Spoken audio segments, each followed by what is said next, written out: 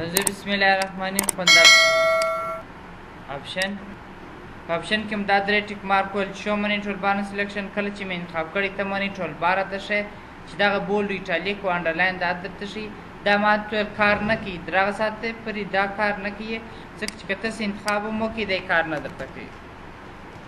ور دا مور سلیکشن کړی ما منی ټول بار نشته دا یو وخت کې درته شي کله ته پر دا سل باندې ډبل کلیک وکړه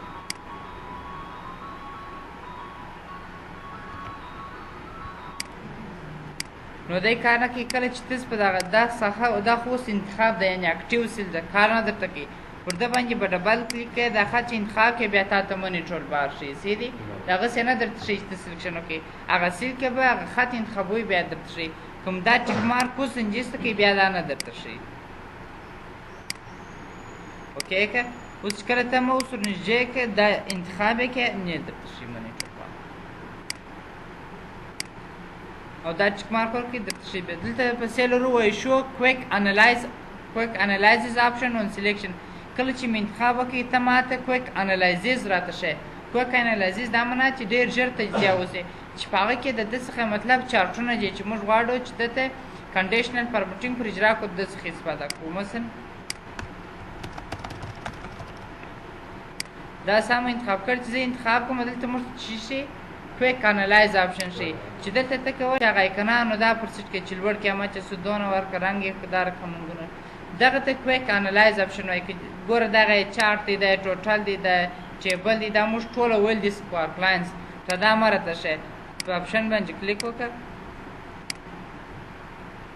دا ټیک مارک نشته کړ اوکې که اوس که ته انتخاب هم وکړې هغه میسج تاته نه ورکوي ته ژر تجزیه نه شې کولی په اسانۍ سره بیا به دې ځای ته راځې دلته بیا پر اپلای کوې او بل دلته ووایي انیبل لایو پریویو کار درته وکړي که یا ګورئ لایو پریویو څخه مطلب دی کله چې موږ روز د انتخاب کو پر ده کلیک وکړو هر شي ته موس ورنږدې کړې هغه رنګ یې په اتومات ډول درته اوړي دغه رنګ اوښتل ته چې ویل کېږي دغه ته لایو پریویو ویل کېږي یا مثلا کله چې موږ دلته موس یو شی ورنږدې کړو کله چې دې ته موس ورنږدې کړم هغه رنګ یې په اتوماتیک ډول اوړي دا په دې خاطر چې دی د لایو پریویو خاصیت لري 2003 دا خاصیت نه درلودی هغه به چې کلیک پر کوی بیا رنګ اوړي که چیرې هغه ټیک مارک سنجسته کړي نو بیا به ده باندې به هم هغه صورت کې دغه رنګ اوړي چې ته کلیک پر وکړې او بل دلته راځو وایي سکرین ټیپ سټایل دی دا د سکرین ټیپ سټایل دی دلته وایي شو فیچر ډسکرپشن ان سکرین ټیپس کله چې زه یو موس یو کمانډ ته ورنږدې کړم ته د هغه باره کې معلومات راکړه ګوره موږ بولډ ته ورنږدې کړو دی وایي بولډ کنټرول بی شارټکټ کې دی میک یور ټیکس بولډ چې څه خط کړي ډبل یې درته دا د ده باره کې چې سکرین ټیپ دی چې معلومات راکړي دا په دې شکل مه راته شي دا معلومات دلته راځو وایي ډونټ شو فیچر ډسکرپشن ان سکرین ټول معلومات یې مه راته شي فقط نوم او شارټکټ کې راته شي اوکې که کله چې ته اوس موس ورنږدې کړې فقط تاته یې نوم او شارټکټ کې ښیي چې دغه یې شارټکټ کې دا نوم دی ګوره مثلا ستاسې ورنږدې کې دی فقط هغه نوم درښیي چې دغه یې نوم دی نور تشریح نه درکوي چې دغه دپاره استعمالیږي او که جوړته ویلې چې یا ډونټ شو سکرین ټیپ کتن یې مه راته ښیي دغه سکرین ټیپ یې مه راته ښیي اوکې که نور بیا دا نه درته ښیي دا په دریم پیدا کېږي سافټویر نسته چې په درې ور انسټال کړې دا شیان ټول تا ته بیا په درې دا خط وایي او دلته موږ لرو وایي یوز this as the default font که غواړو چې موږ خپل کمپیوټر ته فونټ وټاکو همیشه چې زه خط لیکم باید سره کم فونټ ولیکل شي دلته باډي فونټ نشته دی باډي فونټ نه لکه موږ چې ټیکس لرو باډي اف د ټیکس یو متن لرو سیدي ټایټل دی بل باډي اف د ټیکس دی تاسو په اډوانس کلاسو کې دا ورته ویل کېږي چې ټایټل یې مثلا سلوټیشن راځي سلوټیشن یعنې هغه ادبناکه جمله بیا باډي اف د ټیکس بیا کلوزینګ راځي یعنې هغه اول ټایټل عنوان لیکل کېږي بیا هغه ستړی مس لیکل کېږي بیا باډي اف د ټیکس لیکل کېږي باډي اف د ټیکس هغه اصلي موضوع ته راځي نو دلته وایي هغه عنوان چې سره کم ورته انتخاب دلته چې مې سره کم فونټ ورته وټاکئ هغه فونټ راځي نو دی به همیشه په کم کلیبرې فونټ سره لیکل کېږي ځکه چې دلته کلیبرې انتخاب شوی دی دغه فونټ چې دی اوس نو ته دلته کولی شې چې ورته انتخاب یې کړې په کم فونټ چې موږ څه دلته ورته انتخابوو ته کولی شې دا په مجموع کې د ټول عمر دپاره ته انتخاب کړې همیشه چې ورته زه په اکسل کې خط لیکم فونټ په کم فونټ سره درته ولیکم دغه فونټونه یې دلته ټاکلی شي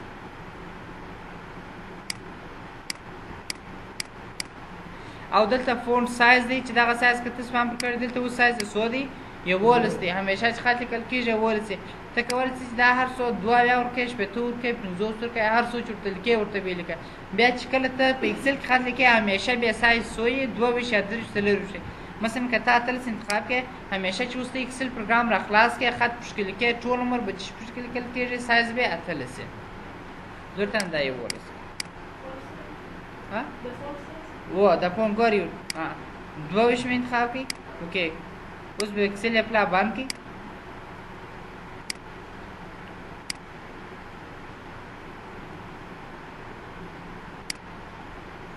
ګوري سایز څو دی 22 انتخاب دی په اتومات ډول کله چې ته خط لیکې سایز به 22 لیکل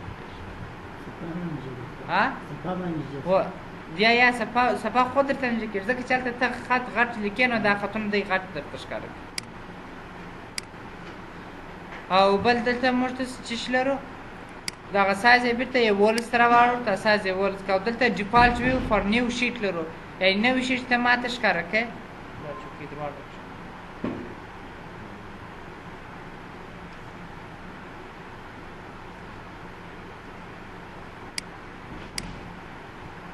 نو دلته بیرته موږ سایز 11 ټاکو چې دا بیرته دا اوس په دې خاطر دا میسیج درکوي وایي پلیز کلوز اینڈ ریسټارټ مایکروسافټ ایکسل so that the font change can take effect همیشه چې تاسو په یو سیسټم پر اپلای کړئ دی درته وایي دا پروګرام یې اپلا بند کړه بیرته شروع کړه دا په دې خاطر چې هغه افیکټ کوم تغیرات چې تا راوستل هغه باید پر ده باندې اپلای شي دی کلوز کړه اوس بیرته ایکسل پروګرام خلاص کړه بیرته سایز هغه یې ورسوړئ صفحه بیا کوچنۍ ورسوړئ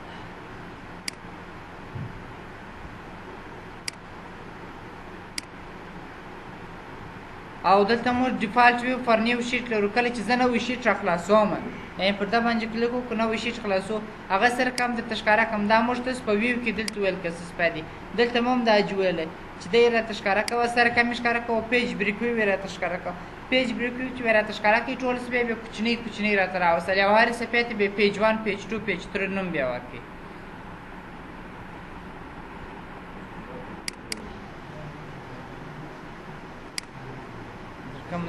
نو دلته وایي ډیفالټ ویو فار نیو شیټ کله چې زه نوی شیټ را خلاصوم هغه صفحه زه سره کم درته ښکاره کړم پیج بریک پرویو یې درته ښکاره کړم او که پیج لاوټ ویو یې درته ښکاره کړم که تاسو د پیج بریک پرویو په شکل ښکاره کړئ مطلب یې دغه صفحو څخه دی کله ته پر ده باندې کلیک وکړې دغه ته پیج بریک پرویو دلته موږ تاسو هم دا دی لرو ګوره پیج بریک پرویو په شکل یې درته ښکاره کړي اپلای انټري وکړئ تاسو په انټري شی هم نه ده کړی اوس ته دا د پیج بریک پرویو په شکل ښکاره کړه دغه ته پیج بریک پرویو ویل کېږي ګوره چې هرې صفحې ته پیج 1 پیج 2 پیج 3 ورکړي او که جوړ ویلې چې یا پرنټ لیاوټ ویو یې راته ښکاره کړه پیج لیاوټ ویو دغه ته بیا لیاوټ ویل کېږي چې دلته موږ هیډر پرنټ کړو دا موږ تاسو تشریح کړي دي مخکې مول دي نو اوس دلته تا ته وایي کله چې زه نوې صفحه را خلاصوم هغه سره کم درته ښکاره کوم د پیج بریک پرویو په شکل ښکاره کړم که د لیاوټ په شکل ښکاره کړم که نارمل درته ښکاره کړم او انکلود دیس منی شیټ څو شیټونه درته ښکاره کړم ګوره دلته همیشه چې موږ تاسو دی راخلاصوو ایکسل پروګرام یو شیټ راته ښکاره کېده ته کولی شې چې ورته 2-3 شیټ راته ښکاره کوه په 2000 کې همیشه تاسو ته څو شیټ ښکاره کېږي 3 شیټ ښکاره کېږي کلوز یې کړئ کله ته اوس ایکسل پروګرام راخلاصوې تا ته به 3 شیټ ښکاره کېږي 1 2 3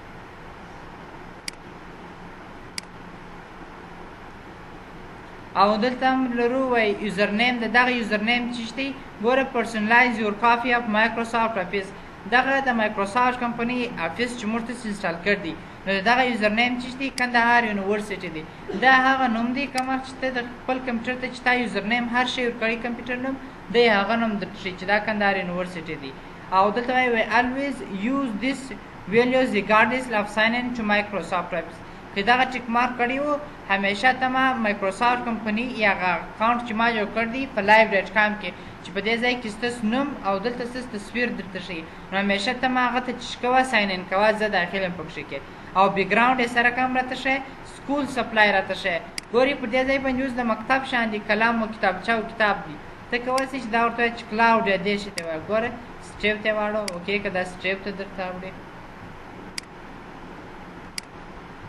ورته سټیپ ته یې مه راته دلته کولی شې چې کلاوډ ته یې واړې کلاوډ هر شکل ته چې ته آتی مثلا کلاوډ دلته ته کلاوډ ته واړو 20 افغانۍ ځینې واخلي او دا د کلاود په شکل درته نو دلته کولای شئ چې تاسې واړوئ هر کم بیکګراونډ تاسو ته ټاکي چې داسې تاسو په کمپیوټر هغه ساعت یې نه شئ ټاکلی چې تاسو په مایکروسافټ کې اکاونټ ونه لرئ او دلته هم لرزو افیس تیم سره کامیان د ده تیم چې دی اوس سپین دی وایټ دی دلته ته دغه لایټ ګرې ته یې راته واړو اوکې که ګورئ دغه رنګ یې چی شو د ګرې په شکل شو که غواړئ چې د دغه څخه هم خام کې پسي یعنې ډارک یې کړي راس په دې ځای کې ورته ته ډارک دی که د رنګ چی شي تور وځي دا وینئ چې راخلاصوي نور په تور شکل دا بیرته سره کم کړه ته وایي چې اوکې که بیرته بیا خپله ولنې خله ته وایي دا ټوله موږ تاسو په ورډ کې هم تکرار کړی دی او دلته وایي سټارټ اپ آپشن دغه د ده د سټارټ اپ آپشن دی نو دلته ورته وایي چوز د ایکسټینشن you want Excel to open by default زه چې وایي دلته ته ایکسټینشن خوښ کړه ایکسټینشن که څه سپی دی موږ د ایکسل دا ویلو چې د 2014 ډاټ ایکس ال اس ایکس دی سی دی یعنې د دې څخه مطلب دا و چې په 2014 کې موږ یو فایل سیف کړی په 2003 کې نه راخلاصي خو د 2003 دا ډاټ ایکس ال اس دی کوم په 2003 کې سیف کړی په 2014 کې راخلاصي نو دلته وایي ته همیشه پروګرام ته وټاکه کله چې زه ایکسل فایل راخلاصوم کوم ایکسټینشن والا راخلاصوم کله چې ته اوس کنټرول او پریس کې نو دی خو تا ته هغه فایلونه راخلاصوي کوم چې 2014 کې ثبت شوي چې په اتوما ډول نو ته دلته کولی شې چې ورته وټاکې چې کوم پروګرام په اتوما ډول راخلاصوه دلته کولی شې ورته وټاکې دا هغه د دې ایکسټینشنونه چې تا ته ښیي چې دی راخلاص او tell me if Microsoft Excel isn't the default program for viewing and editing spreadsheet وایي ته ماته میسج راکوه کله چې ایکسل پروګرام چې زه یې راخلاصوم او هغه په ویب کې نه راته ښکاره کړي نو ته ماته یو میسج راکوه چې دا رقم چې یعنې ته ایډیټ نه شې کولی چې تاسو پاسورډ ورکړي نو دی باید تا ته یو میسج درکړي چې په دې کې ته ایډیټ نه شې کولی دا چک مارک جوړ کړي که نه یې نه ورکوي show the start screen when this application start کله چې مې ایکسل پروګرام خلاص کړي ته د ماته د ویلکم سکرین یې راته ښیي ګورې کله چې تاسو ایکسل پروګرام راخلاص کړئ دغه ته د ویلکم سکرین ویل کېږي دا چې تا ته ټمپلیټونه ښیي چې تا ته نظر درکړي خو دغه مه راته ښیي دا ټیک مارک ځنې څه کوي کله چې اوس د ایکسل پروګرام راخلاصوې نور به تا ته دا میسج نه درکړي خو اتما ډول ایکسل او دویم پسې راوړو فارمولا ته فارمولو کې خپله موږ د فارمولې سټینګ ټاکلی شو کله چې یو فارمول اجرا کوو دا فارمول سټینګ موږ دلته ټاکلی شو نو لومړی درته وایي ورکبوک کالکولیشن کله چې زه دلته کالکولیشن محاسبه درته اجرا کوم اتوماتیک په اتوما ډول اجرا کوه دا موږ تاسې په دا ځای کې ویل د که څه سپی دی په فارمولا کې په اتوما ډول چې به مو اجرا کول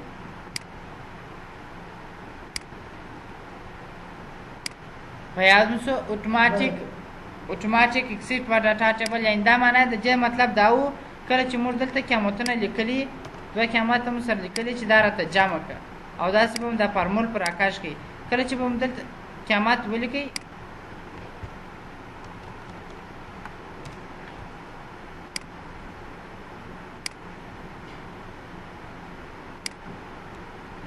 دا خو نو ټوله یو رقم قیامتونه سول څنګه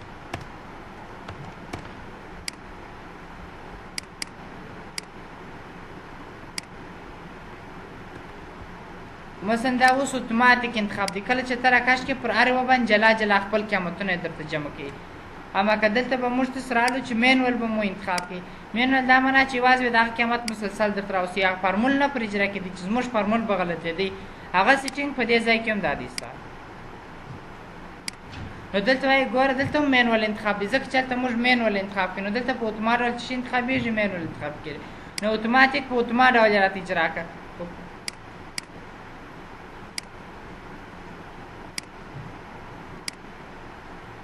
اتوماتیک په اتوما ډول دا راته اجرا کړه اوکې که په اتوما ډول به د ټول درته اجرا کړي اوس ما دا فارمول راکاش کړه دا یې به دپاره جلا جلا جمع دلته راسئ دلته هم بېرته اتوماتیک انتخاب شوی ځکه چې اصلي کمانډونه په آپشن کې دلته دي نو دا موږ تاسو مخکې ویل دي اتوماتیک اکسپټ به ډاټا ټیبلز په اتوما ډول یې راته اجرا کړه بغیر د ډاټا ټیبلز په ډاټا ټیبل یې مه راته اجرا کړه که څه باید دا مخکې په سوالو کې هم درته راوتلي ټول غلط کړي وو ډاټا ټیبل یې ولې نه ورته لیکلي چې دا دغه دپاره پولي واحدات دپاره استعمالېږي ټول ورته لیکلي وایي ټیبل ته رنګ ورکوي یوه نفر په دې کړي وو هغه مې میر دي څوک او ریکالکولیټ ورک بوک بیفور سیوینګ مخکې د دې څخه چې که تاسو چیرې مینول انتخاب کړی یې نو تاسو که دا صفحه ثبتوئ ته مخکې د جیز کې ته دا صفحه کې دا په اتومات ډول کالکولیټ کړه په ټولو باندې دا فنکشن خپل اپلای کړه په ټولو خپل اپلای کېږي که چیرې دا ټیک مارک نه یې ورکړي بیا نه اپلای کېږي او دلته هم راځو ورکینګ ویت فارمولاز دلته R1C1 ریفرنس سټایل دا د ریفرنس سټایل دی ګورئ کله چې اوس موږ دلته انتخاب وکړو کله چې موږ داسې انتخاب وکړو په دې ځای کې موږ ته خو اول ښیي چې جرلسمه را ده د جرلسمه را ده د آر کالم څخه شروع دی بیا په ضرب د اتم یعنې د دا سایز څخه در دغه پر دی نو اوس دلته موږ ته نه راته ښیي د کوم سایز څخه در کوم سایز دی فقط دلته ما ته A2 ښیي ځکه چې ما انتخاب د کوم څخه کړی دی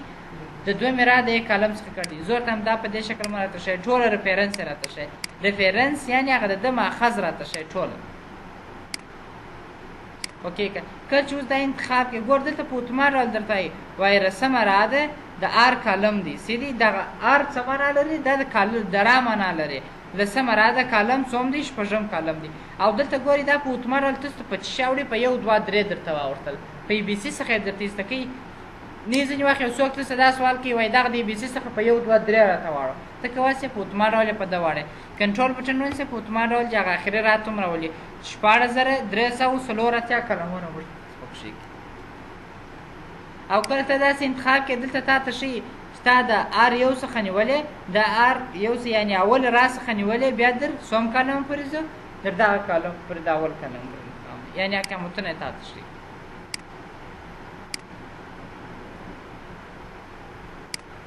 دا ټیک مارک ځینې څخه بېرته دا په انګلیسي درته اوړي هغه جلا جلا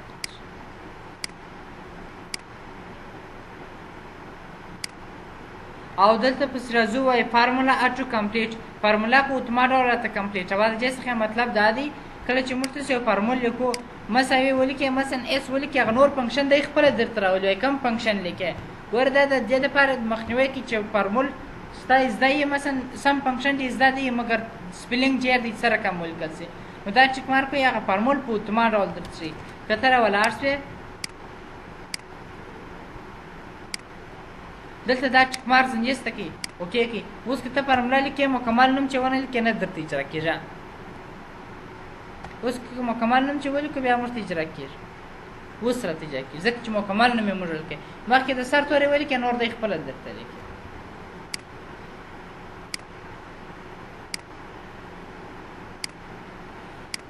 او یوز ټیبل نیم ان فارمولا کله چې زه تا ته په جدول دلته ټیبل باندې درته اپلای کوم که څه سپام کړ دي په هوم ټیو کې چې موږ ته فارمټ اس ټیبل ولي چې هلته مو هغه ټیبل ته بیا نوم هم ورکوي چې دی به تجزیه به یې کول فلټر به یې راته کوي سورټینګ به یې راته کوي نو وایي کله چې ته یو فارمولا اجرا کوې د هغه ټیبل نوم درته وښیم که نه درته وښیم او یوز ګیټ پاوي ټیبل فنکشن یوز ګیټ پاوي ډاټا فنکشن فار پاوي ډاټا ریفرنس دې څخه مطلب دا دی کله چې موږ تاسو پاوي ټیبل دلته اټ کړو په دغه پاوي ټیبل کې کله چې ته یو نوم اجرا کوې یو فنکشن اجرا کوې زه بعضې پلا درته وښیم نور بیا وروسته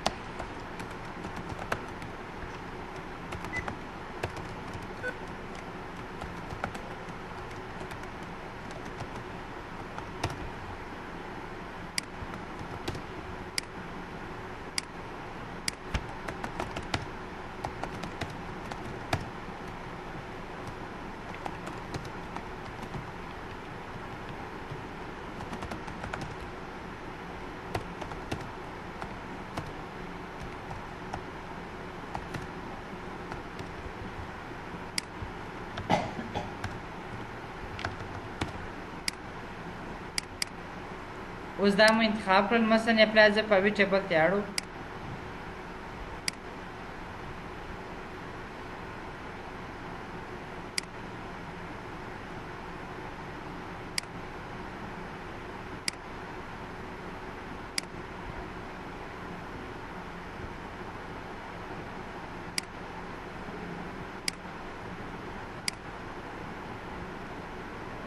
جا میرا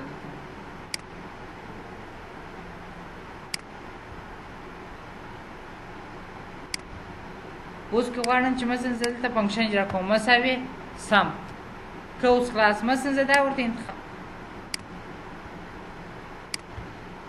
که اوس خلاص مثلا دلته قیامت ورته انتخاب وګوره هغه پاوي ټیبل ټوله مکمل ډاټا درته راوصل هغه نوم یې دلته مکمل درته شي ګور ته سم د چا سم راباسې په پایوټ ټا ټیبل کې سالري چې انتخاب کړی ته د خان د رایستل دي کله چې ته انټر کې د خان پیسې درته ښیي چې دونه پیسې کړي که ته راولاړ شې پر دا ځای باندې ولیکې چې خان ما راته ښیه مثلا د چا درته وښیه د اجمل درته وښیه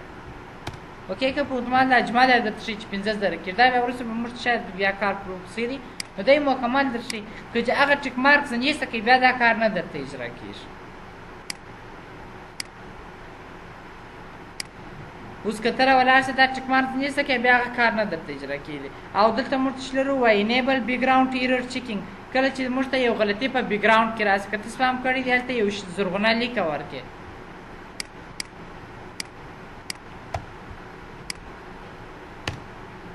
وینې دلته غلطي ورکړه که نه که ورته زرغونه لیک دغه نښان وینې دا زرغون دا زمانه لري خو دا د غلطۍ نښان دی پر دې ځای دلته تشریح درکوي چې دا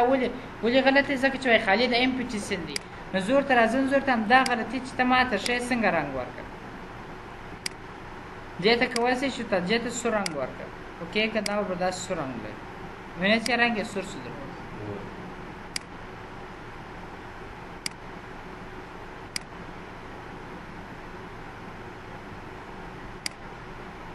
او دلته ریسیټ اګنورډ ایررز کله چې تا مثلا ځینې غلطۍ چې هلته کسس پیدا چې موږ تاسې په مخکې درسو دا ټوله موږ تاسې اکثره دغه درس چې موږ تاسې وایي دا موږ تاسې مخکې ویلی دي څه دي پلا موږ ویلي دلته اوس موږ سیټینګ ټاکو سره کوم ټاکل سي نو کسس پیدا موږ دلته د غلطۍ څخه صرف نظر کوو چې غلطي راته راوګرځه که کسس پیدا په فارمولو کې تاسو ورته ګورئ لکه په شي چې مو سر نه خلاصېږي دا په یاسو ایرر چیکینګ چې موږ تاسو چې کوئ چې بیا به د ځینو غلطۍ څخه صرف نظر وکړي چې دا غلطي ما راته راکړو نو اوس دا ټیک مارک دلته دا معنی لري کومې غلطۍ چې ما صرف نظر کړي دي چې ما ورته ویل چې اګنور یې کړه صرف نظر یې کړه مې راته راکړو دلته ټایم چې یا ریسیټ یې کړه بېرته یې راته راوګرځوه بیا درته راګرځي او دلته کولی شي چې هغه رنګ یې ورته وټاکئ چې څنګه رنګ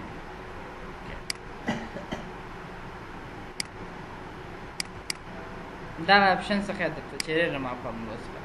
دلته هم پراپینګ لرو کله چې موږ تاسو غلط دا خو انشاءالله زده به مو په ورډ کې مو ویل چې دا ټوله اټوکریټ کله چې مثلا ای ولیکل ته ماته دا نوم لیکه چې مکمله جمله بیا راته ولیکل دا موږ تاسو ټوله په ورډ کې ستاسو باید یا غلطۍ راګرځول دا شه کوم په غټې بي سي خط لیکلې غلطۍ یې ما راته راګرځوه هغه لغتو غلطۍ ما راته راګرځوه چې نمبرونه پکښې کړي په یاد به مو وي دا تاسو په هغه ورډ کې هم دا ویل تاسو یې درسره وګورئ سیو به هم که تاسو باید یې ویلې به مو وي نو دا مطلب دا دی وایي سیو دغه ته ګورئ لا درسره اګنور ورډ دا داسې ورته ګورئ لکه ستا چې وایي change how excel correct and format بس د نن دپاره دغونه بسته کې وایم وبې وایي دا به خلاص کړو کله چې مثلا ای ولیکل ته په اتوما ډول ما ته چې شي ولیکه مثلا زه ورته یم کله چې مې جان ولیکئ یا مثلا جمع ولیکل ته ما ته ولیکه داسې یو شی به ورته ولیکو مثلا کې ولیکم اس لیکم شیرزاد فاونډیشن پرایمری سکول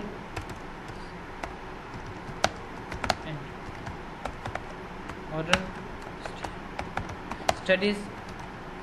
جی اکاډمي راته راوله اړې که اوکې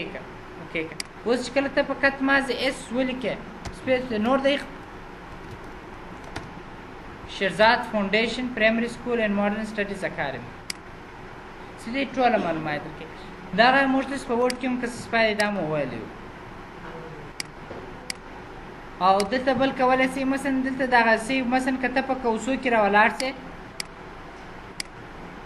ځینې دا شیان ستا مثلا وایي ته په کوس کې څه ولیکه کوس باندې که دی تا ته په چی اړوي په کاپي رایټ یې درته اړوي که ته کوس ولیکې آر ولیکې کوس باندې که دی تا ته په چی درته اړوي په رجسټر یې درته اړوي که ته کوس ولیکې ټي ایم ولیکې دی تا ته په چی اړوي د ټي ایم دغه د ټایم باندې اړوي یعنې دا هغه سمبولونه دي چې دلته ورته ټاکل سوي دي که زه دا حرف ولیکم ته ماته دلته چی شي راته واړو د فارمولو دپاره هم خاصې علامې ګزاري سته دلته پنکچویشنونه سته تاسو کولی شئ د هغه څخه استفاده وکړئ په دې ځای کې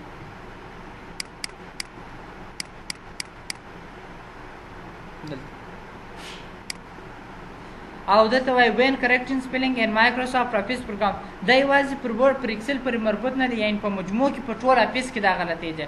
اګنور ورډ ان اپر کیس کله چې زه په غټې بي سي خط لیکم داسې مطلب دا دی کله چې دلته کیپس لاک بټن ما کندهار مې ولیکئ د دغه غلطي دی نه درته راګرځي ځکه چې دا خط په غټې بیسې دی نو اوس دلته راس اوس ښه راګرځي اوس یې راګرځي دا غلطي درته چې دا غلط دی که ته راولاړ سې دا ټیک مارک زنجیسته کې دا ټیک مارک ورکړی اوس نو نه درته راګرځي هغه خط چې ما په غټې بیسې لیکل دی هغه غلطي ما راته راګرځو بیا بیا غلطي نه درته راګرځي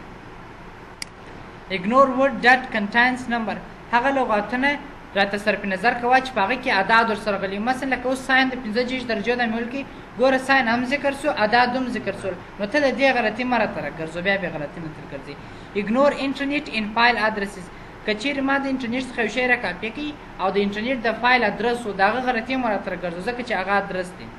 او plug repeated words کوم لغتونه چې ما تکراري ولیکل ته غلطي راته راګرځو دې مطلب دا دی مثلا ځینې وخت مرته یو جمله لیکو کی دا خو په اکسل کې نه استعمالېږي چې ما ته دا په مجموع کې په ټول افیس پر لري تاسو ته ګورئ دا رقم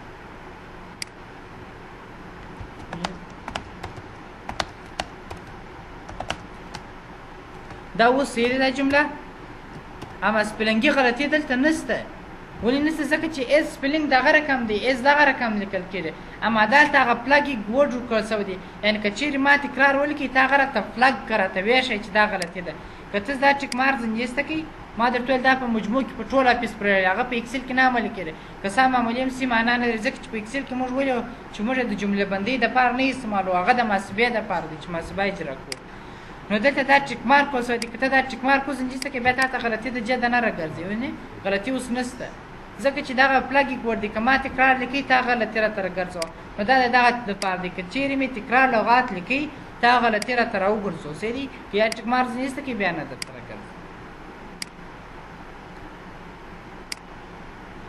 او دلته موږ څه لرو وایي دا په چې ما خپل نه دی زده په فرانسوي ژبه باندې که ته خط لیکئ د فرانسوي زما نه دی زده دي نو دی د فرانسوي ژبې غلطي درته راګرځي او دلته هم لرو وایي سجست په مین ډکشنري ونلی یوازې د اصلي ډکشنري څخه ماته اصلاح کړه کوم شی ته ماته اصلاح کوې د اصلي ډکشنري څخه اصلاح کړه او هغه ډکشنري دلته ورته ټاکل کېږي چې د کومې ډکشنري څخه درته اصلاح کړم ته کولی شې چې بله ډکشنري وراټ کړې دغه ډکشنریانې ستا سره په کمپیوټر کې ساته کولی شې چې وراټ کړې بیا یوازې دغه غلطي درته راګرځول کېږي نور نه درته او دا هم د فرانسوي ژبې دغه د موډ دی چې زه سپلنګ نیو سپلنګ یوازې نوی سپلنګ راته چک کوه ټریډیشنل سپلنګ د ده سپلنګ راته چک کوه هغه کوم چې د دې سره مربوط وي په هغه فرانسوي ژبه کېدای شي دا یو جلا سیسټم د دې ژبې دی چې اصلاح کېږي یو سیسټم لري خو د هغه درته کوي ټریډیشنل اینډ نیو سپلنګ هم یې نوی سپلنګ راته اجرا کوه چې نوي لغتونه ضبط شي او هم یې ګرامري غلطیان یې راته راګرځو دی راګرځي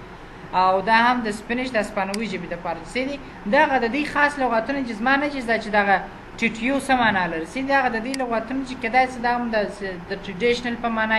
یا شاید سپلنګ یا ګرامر په معنا او دا هم ډکشنري لنګویج دی چې په کومه ژبې زه غلطي اصلاح کوم هغه یونایټډ سټیټ انتخاب تاسو کولی شئ پښتو مې انتخاب کړئ دوه بخښه درې هغه په هغه صورت کېږي چې موږ تاسې هغه پښتو سافټویر دغه درې سافټویر انسټال کړي او دا هم سیف دی کله چې زه درته ثبتوم ویوایم که بس